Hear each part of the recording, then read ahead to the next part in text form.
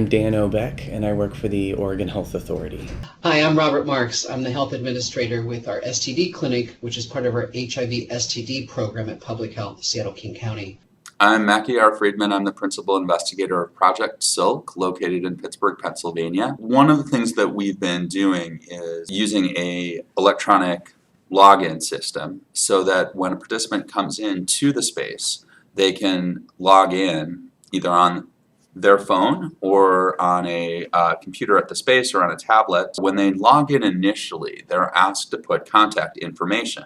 So when they do that, they're also asked whether Project Silk staff can contact them. So that's one way that we kind of keep track of how we can contact people and what our participants will let us do. One of those options is, of course, text messaging. And for a lot of individuals at the site, that's the best way our participants can be contacted. In 2012, we partnered with YTH, an organization that focuses on youth, technology, and health. Together, we launched a mobile health service called Oregon Reminders. Oregon Reminders offers daily text and email reminders to take medications, both for people living with HIV and people on PrEP.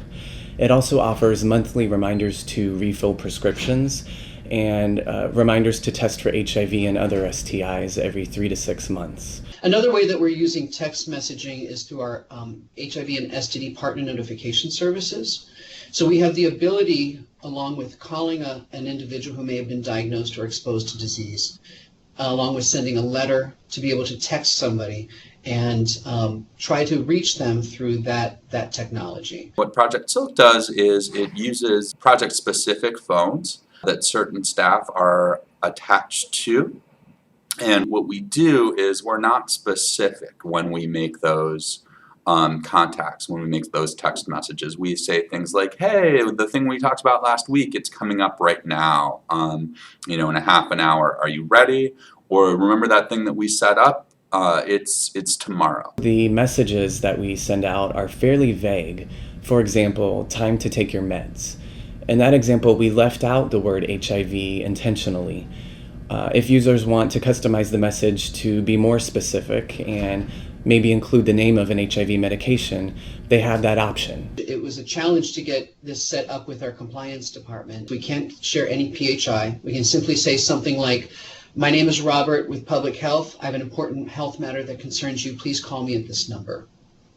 We were successful in getting an exception through that allows us, if a patient isn't willing to talk with us by phone in response to one of those texts and is demanding to know what it's about, to be able to say, well, since you won't talk with us, you have an STD, please call me. And that's the extent of how we can use texting in that approach. The other way we're using texting is through our HIV linkage services. We're able to, if we identify someone through our surveillance system who appears to be out of HIV specialty care, we're able to send a text saying we have an opportunity for you to participate in a study where you can earn a certain amount of money. Please call me if you're interested. And it's as broad and generic as that. Again, we're not able to say specifics around that. So that's generally our protocol. Again, participants request that we message them via text and they give us that information. That happens first. Then if there's an appointment or something that we've set them up with, we use a Project Silk cell phone to contact them. We've also been experimenting a little bit with Google Voice, which is a nice way to send a text message that doesn't use a personal phone. Then the third thing that we do is we use a very non-specific message to get it to when we're texting folks to get in touch with them. So we really use it as a point of contact and as a reminder and as a kind of initial step to either get in touch or get back in touch with folks. We have survey data from a subset of about 100 Oregon Reminders users, and those data have been encouraging. About 3/4 of respondents who use medication reminders told us that they're missing a dose of their medication less frequently since they signed up. And about 3/4 of those who use test reminders have indicated that they're testing for HIV just as frequently or more frequently since signing up.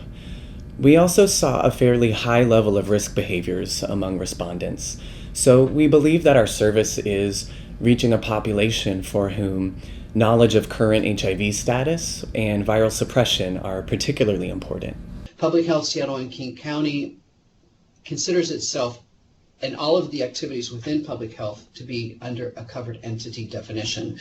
We're looking to decide whether we continue that practice or whether we look at our individual programs and practices to determine what does come under the covered entity definition and what may fall outside of that, so that then we can consider various different practices as far as texting and communications based on those definitions and the requirements that go along with those.